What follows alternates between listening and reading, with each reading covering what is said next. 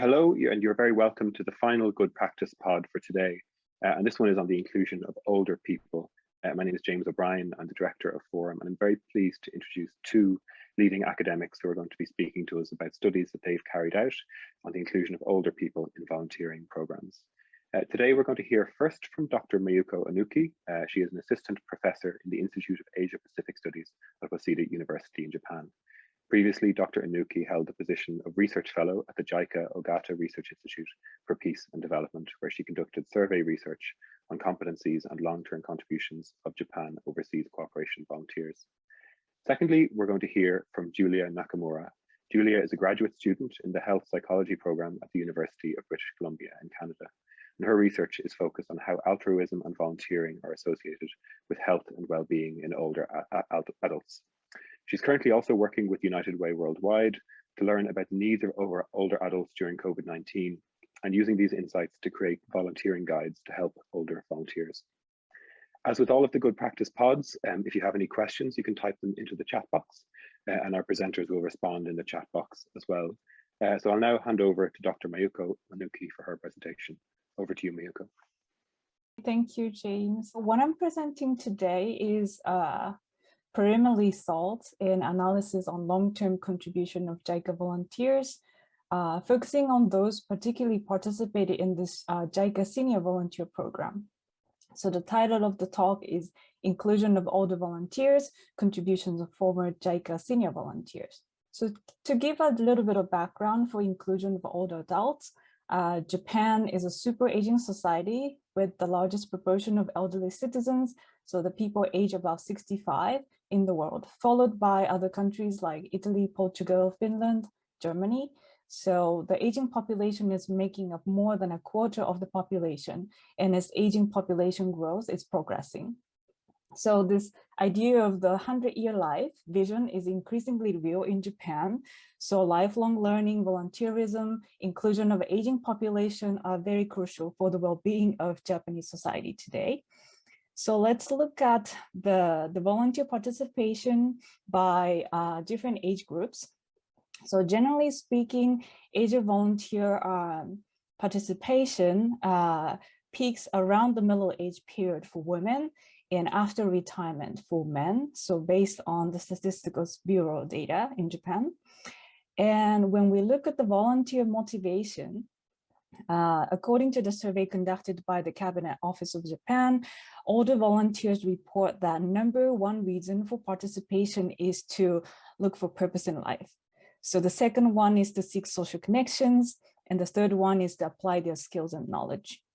So for types of volunteer activities, what they are engaged in the most is activities related to community development, which is actually also true for the younger volunteers.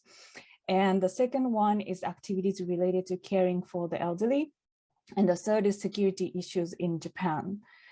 And to better manage, various social security issues with this aging population, the government of Japan is promoting social participation, mutual assistance for self-reliance of older adults in Japan.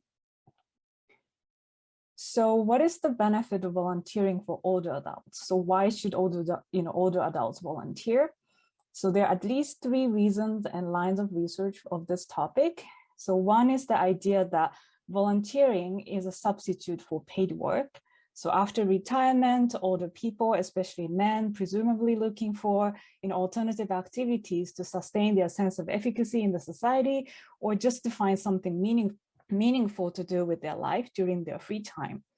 So the second is the idea that to seeking, better health. So there are many studies finding that there are a variety of health benefits, both physical and mental, for volunteering for older adults. And the third one is to fulfill social and psychological needs. So older adults are known to volunteer to fulfill their social needs for self-esteem, to gain more joyful life, for fulfilling sense of obligation, and to also affirm their identity and values. So what I'm presenting today related to this issue of aging population in Japan and inclusion of older volunteers is about this long-term contribution of JICA senior volunteers in relation to the more well-known youth volunteer program Japan Overseas Cooperation Volunteers, JOCVs. So these on the screen are some facts about these two international volunteer programs, which are run by JICA, the government-funded agency operating Japanese ODA. So compared to JOCV, the youth program, I'll just highlight that JICA senior volunteers are required to have an expertise and a minimum of 15 years work experience prior to their participation. So, and also just to note about the current facts is that since 2018, I believe, these programs eliminated these age limitations and made other changes, but the essence of these programs stayed the same. So the present study examined volunteer participation by former JOCVs and former senior volunteers after approximately 10 years of returning home. So it's about the long-term contribution and explore potential reasons for the differences between these groups.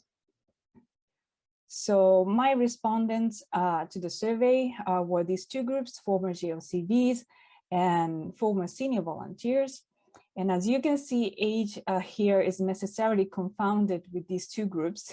So that means we can't actually clearly identify whether any differences that we see in the data is due to their age or the type of programs they participated. So that's actually one limitation of the study. However, I conducted a survey anyway about first days of volunteering in these 10 domains of activities in the past year. And I also look at the values of the volunteers and also demographic information. So what I found here is that former senior volunteers spent more days in volunteering for activities related to international cooperation, to the very right to the graph, elderly related activities, activities for community development, security related activities, and disaster prevention in comparison to former JOCVs. So, and these differences are statistically significant. And when I compare this trend to the general population statistics in Japan, direction of age differences across these type of volunteer activities are similar, except this international cooperation and children. So in general population, younger volunteers are doing more for children, and there is no age difference for international cooperation. So what it means is that participating in the JICA senior volunteer program, or the fact that they are former international volunteer, seems to make them more likely to commit to international cooperation or relations, as well as activities in service of children much later in their life. So when I then explore that, what may explain the differences, like, why older former volunteers are more committed to volunteering in a lot of areas of activities than younger former volunteers. What I've looked first is working hours. So I looked at whether, less working hours as a potential reason for older volunteers to participate than, younger volunteers. But I found that working hours of the respondents is mostly unrelated to days of volunteering in both groups. And when it is related, the association is very small and age difference is much of a bigger factor.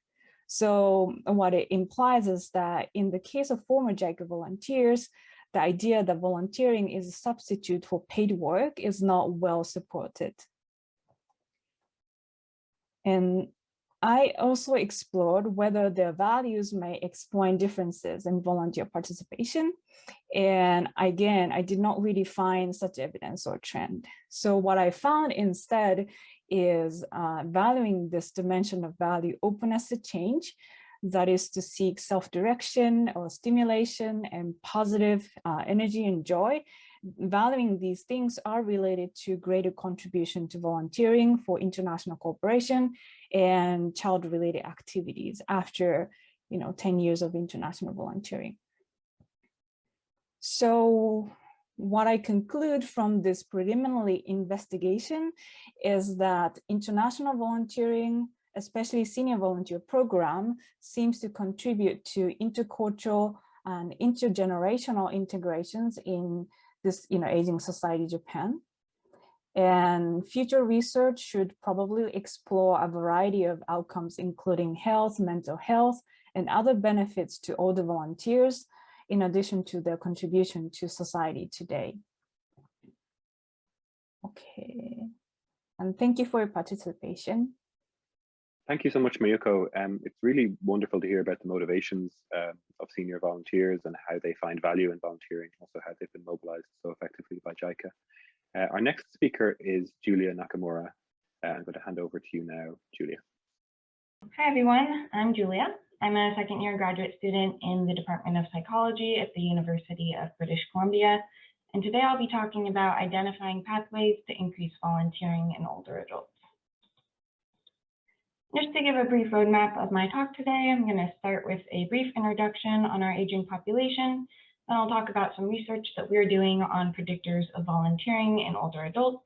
And lastly, I'll be talking about some of the applied work we've been doing with United Way worldwide. Starting with an introduction, we know that our population is aging very rapidly. By 2050, our older adult population is expected to increase over 100% worldwide. And with this increasing population comes a large increase in healthcare expenditures. Around 88% by 2040 in Canada and 62% by 2028 in the US. And so investigators are increasingly looking to modifiable health assets that might increase the health and well-being of our rapidly aging population. And one health asset that is of increasing interest to researchers is volunteering. And so we know that the majority of our growing older adult population expresses a desire to stay active and productive in retirement. And so one key reason to look at volunteering in this age group is that this generation has a really unique set of skills and resources and experiences that no other generation has. And so experts in our field have described our aging population as sort of an untapped natural resource. And while this is a bit of an odd term to use, I think that the sentiment is that this population really has both the desire and the potential to stay active in retirement and give back in really meaningful ways. And so moving on to some of our research, as Mayuko touched on earlier, volunteering has very large associations with health. And from some work that my advisor has done in the health and retirement study, he compared older adults who volunteered 100 hours per year or more compared to older adults who didn't volunteer at all. And while this 100 hours per year might seem like a lot, it actually only corresponds to about 2 hours per week, which is somewhat reasonable for most older adults who are willing and able to volunteer. And we see that volunteering at this threshold of 100 hours per year is associated with better physical health, such as improved cognition, better health behaviors like increased physical activity, improved psychosocial outcomes, so higher purpose in life, lower depressive symptoms, and also a reduced risk of mortality. And this is accounting for an extensive number of confounding factors that could otherwise explain this association. However, despite all of these health benefits of volunteering, we know that volunteering rates are actually declining in the US. And so if we look at this map, brown is showing states who have experienced decline in volunteering in the past decade, tan is showing no change, and we see that 31 out of 50 states have declined in volunteering in the past decade, and no states have actually increased in volunteering. And we see similar trends of decline in Canada. And so this begs the question, what factors might predict increased volunteering in older adults in Canada? And when we think about potential predictors, we can think about a range of things, including health behaviors like physical activity, physical health factors like cognitive impairment, psychological well-being and distress factors like depression, as well as social factors like social network size. However, these findings in the past literature haven't necessarily been consistent. So for example, we see that both increased depression and decreased depressive symptoms are associated with increased volunteering. And both of these findings might make sense. We could imagine that increased depression might lead someone to seek out volunteering as a form of social engagement, while people with fewer depressive symptoms might be, or people with more depressive symptoms might be less motivated to seek out these kinds of opportunities. And so we use data from the Health and Retirement, okay, I'm gonna start over. We use data from the Health and Retirement Study, which is a nationally representative sample of adults over the age of 50 in the United States.